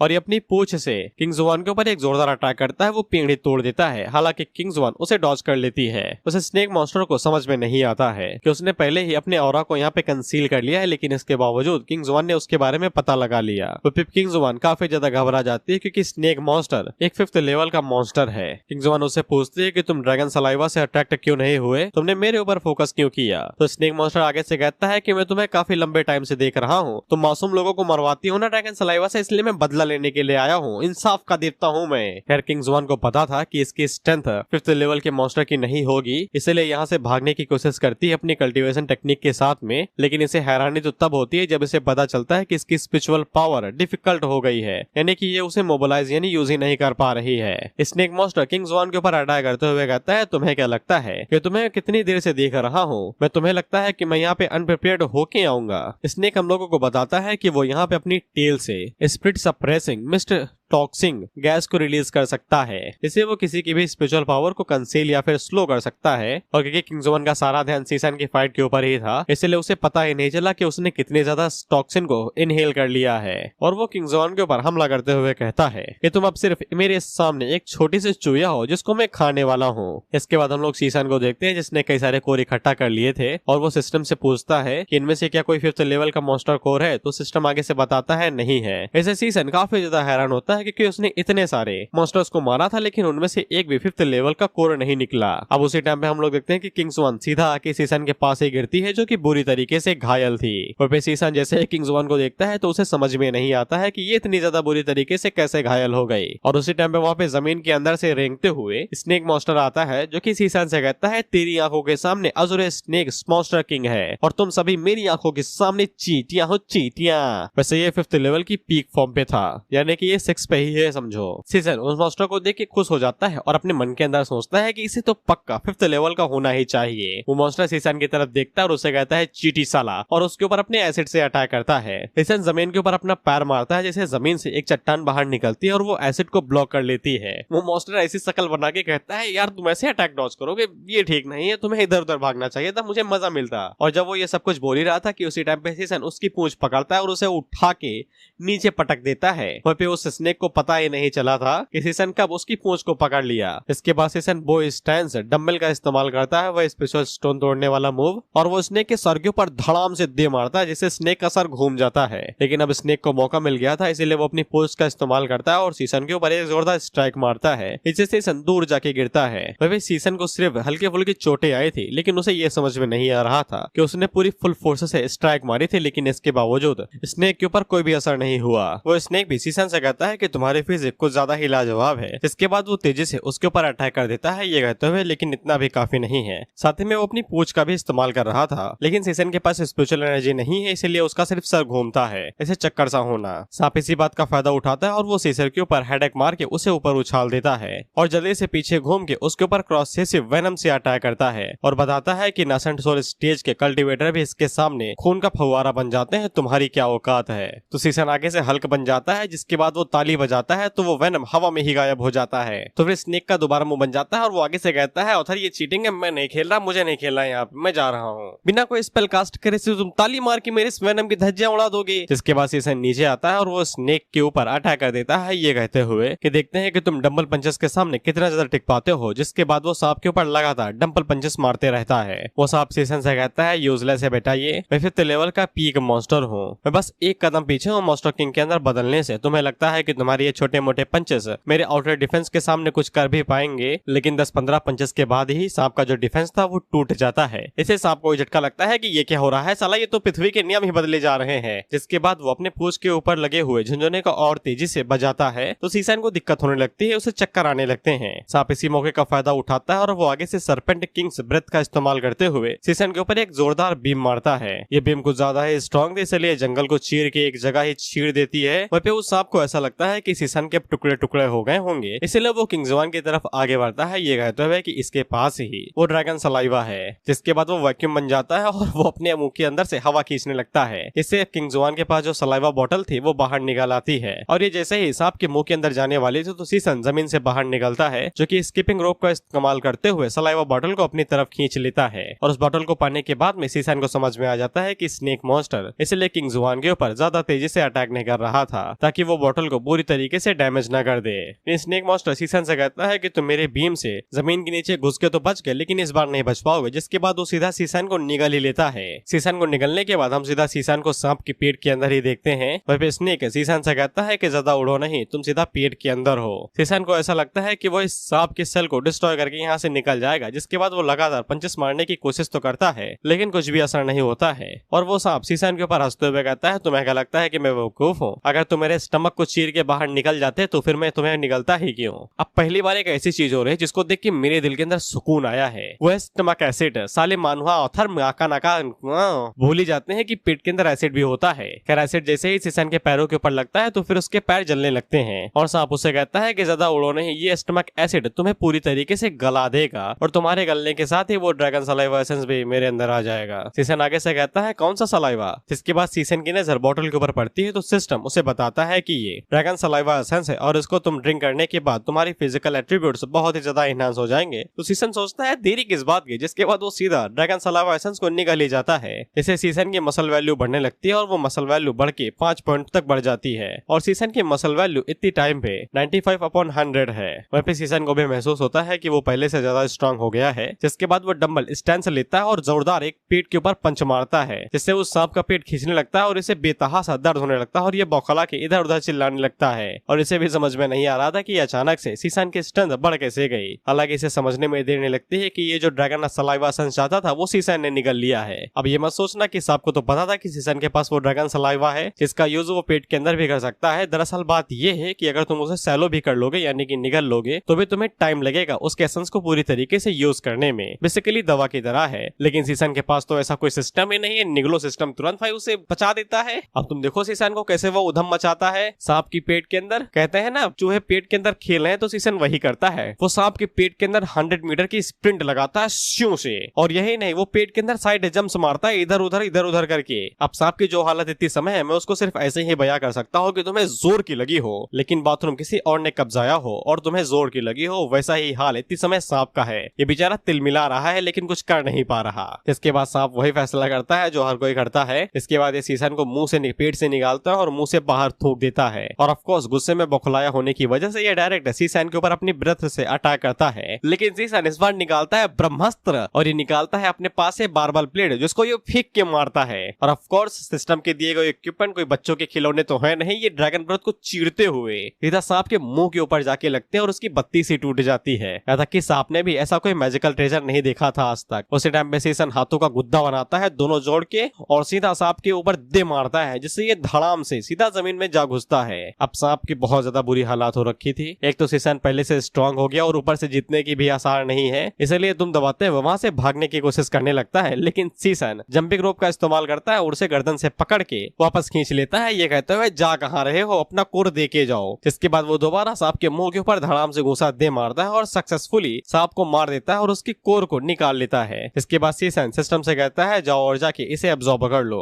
सिस्टम उस कोर को एब्जॉर्ब करता है और सीसन को बताता है कि अगर उसे अब सिस्टम को अपग्रेड करना है तो फिर उसे सिर्फ 2 ही चीज चाहिए, 6 लेवल के मॉन्स्टर का फ्लैश एंड ब्लड। इसके बाद होस्ट मसल कल्टीवेशन के एडवांस्ड स्ट्रेंथनिंग फेस में चला जाएगा। अब इसके बाद हम लोग मून को देखते हैं जो रास्ता भटक गई थी, लेकिन ये निराश नहीं होती और दोबारा चलने की कोशिश करती है। लेकिन 2 कदम चलने के बाद ही इसे समझ में आ जाता है कि ये दोबारा रास्ता भटक गई है। इसके बाद ये कहती है कि साला जहाँ देखो वहाँ हर चीज तो सेम ही लग रही है। तब इसके सामने एक भूत आ जाता है तो ये उसके मुंह के ऊपर घुसा ही दे मारती है। इसे इस भूत की पट्टी खुल जाती है तो फिर हमें पता चलता है कि ये हमारा सस्ता बैटल थ्रू दी हेवन का मेन कैरेक्टर है यान साओ। खैर जब मून को रियलाइज होता है कि ये तो इंसान है तो ये उसे जाके चेक करती है तो ये अभी भी सांसें ले रहा था। इसके बाद मून यान साओ को इजिप्शियन ट्रेडिशन से आजाद करती है, ये कहते हुए ये तो कहो तुम्हारी किस्मत अच्छी है कि मैं यहाँ पे आ गए, नहीं तब तक तुम्हारा जुलूस निकाल लिया जाता। अब उसी टाइम पे हम लोग उस स्पाइडर को देखते हैं जिसने अभी तक यान साओ को पकड़ के रखा था जुलूस निकालने के लिए, और वो सीधा मून के ऊपर ही अटैक कर देती है। लेकिन मून यान साओ को पकड़ती है और जल्दी से डॉज करती है,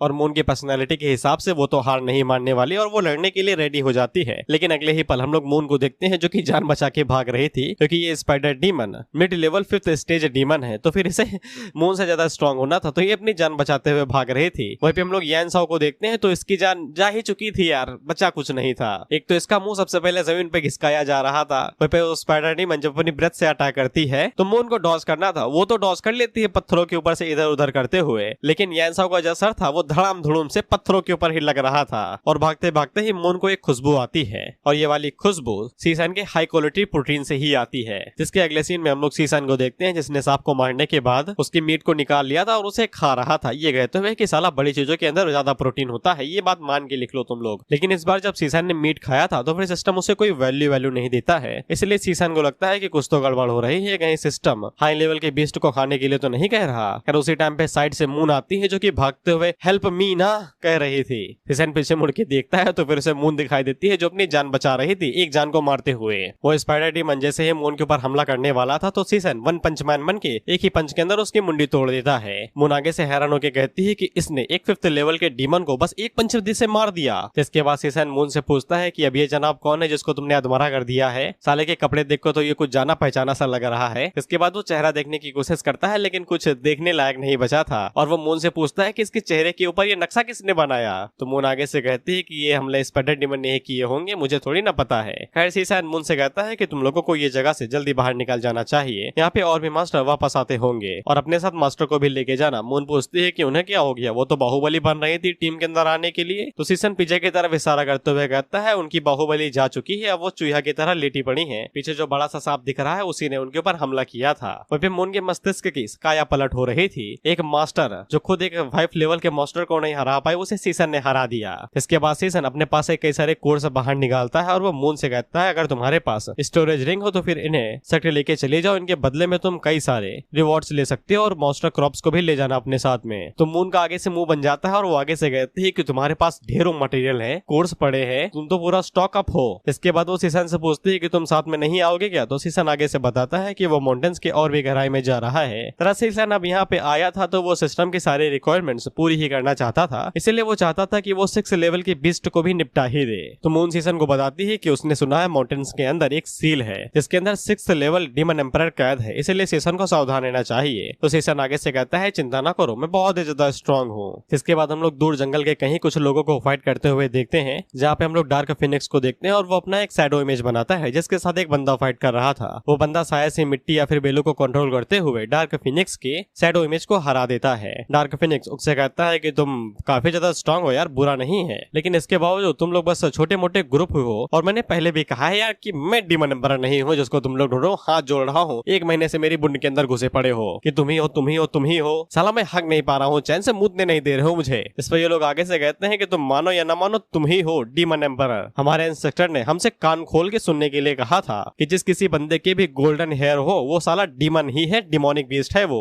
इसे डार्क फिनिक्स को पिछली वाली बात याद आ जाती है और ये बात बिल्कुल सही है क्योंकि डार्क फिनिक्स भी एक तरीके से डीमन बीस्ट ही तो है वो। इसके बाद ये बंदा पीछे की तरफ एक बैनर था उसकी तरफ इशारा करते हुए कहता और ऊपर से ये इस बैनर ने तुम्हारे ऑरा को डिटेक्ट कर लिया है, भले ही तुम चाहे जितना ही ट्रांसफॉर्म हो के इंसान बन जाओ लेकिन ये फिर भी एकदम यूजलेस है। इस पे डार्क फिनिक्स अपना सर पकड़ लेता है और कहता है कि साला मैंने गलती कर दी, उस डीमन एम्परर की बॉडी लेके उसका ऑरा और ये सारे गोल्डन हेयर मेरे ऊपर चढ़ गए हैं, अब ये मेरा जीना हराम करके ही रहेंगे। लेकिन अब 1 महीने के बाद डार्क फिनिक्स का सबर खत्म हो जाता है और वो आगे से कहता है कि अब जो तुम्हारे साथ होगा उसके जिम्मेदार खुद हो तुम। इसके बाद वो डिवाइन किल फिंगर का इस्तेमाल करता है जो एक सोल अटैक है। वो सोल अटैक जैसे इस बंदे के ऊपर होता है तो ये एक झटके के अंदर ही घायल हो के नीचे गिर जाता है। एक चेला आके अपने गुरु को संभालता है तो उस गुरु आगे से बताता है कि ये सोल अटैक है। इस तरीके की टेक्निक बहुत ही ज्यादा रेयर है, यहाँ तक कि पूरे डिमॉन कॉन्टिनेंट के अंदर भी कोई इसका इस्तेमाल नहीं कर सकता है। साले इस डिमॉनिक बीस्ट को ये कैसे आती है। फिर दूसरा चेला आगे से बैनर नीचे करते हुए कहता है चीफ घायल हो चुके हैं, तुरंत कट लो यहाँ से, और ये पलक झपकते ही गायब। डार्क फिनिक्स हम लोगों को बताता है कि उसकी करंट कंडीशन के हिसाब से उसका जो सोल अटैक्स होते हैं वो एनिमी के ऊपर 1000 बार हमले करने चाहिए, लेकिन अभी की कंडीशन के हिसाब से वो सिर्फ 800 बार कर रहे हैं। और ऊपर से वो जितने भी बार ये डिवाइन सोल अटैक इस्तेमाल करता है उसकी एनर्जी और ज्यादा यूज होती है, इसलिए उसे यहाँ पे ब्रेक थ्रू करने की जरूरत है ताकि वो सेक्ट को बर्बाद कर सके जहाँ पे सीसैन है जिसके पास सोल का कोई लेना ही देना नहीं है। फिर इसके बाद हम 3 की तिकड़ी देखते हैं जो भागते हुए जा रहे थे और तभी इनके बीच में सीसैन आ जाता है। तो ये लोग सीसैन का देखते हैं और उससे कहते हैं कि तुम इंपीरियल फॉरेस्ट सेक्ट से हो ना, तुम इतना ज्यादा गहराई में क्यों जा रहे हो। तो सीसैन लोगों से पूछता है तुम बताओ पहले तुम कौन हो। तो ये लोग आगे से बताते हैं कि हम लोग माउंटेन गार्डियन क्लैन है और हम ही लोगों ने तुम्हें वो मिशन दिया था।